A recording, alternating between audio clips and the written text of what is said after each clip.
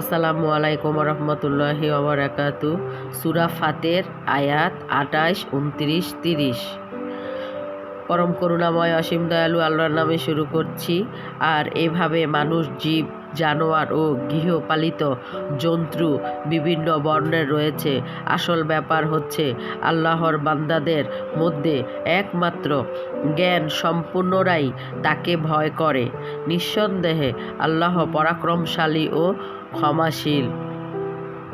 যারা আল্লাহর কিতাব পাঠ করে, নামাজ কায়েম করে এবং আমি তাদেরকে যা রিজিক দিয়েছি তা থেকে গোপনে ও প্রকাশ্যে খরচ করে, নিঃসন্দেহে তাদের এমন একটি ব্যবসার প্রত্যাশী যাতে কোনো কর্মেই তাদের ক্ষতি হবে না।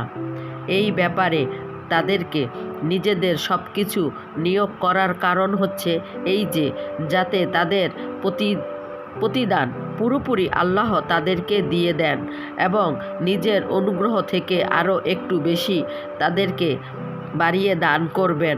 নিঃসন্দেহে আল্লাহ ক্ষমাশীল ও দয়ালু। সাদাকাল্লাহুল আলিউল আজিম। আসসালামু আলাইকুম রহমতুল্লাহি ওয়া বারাকাতুহু।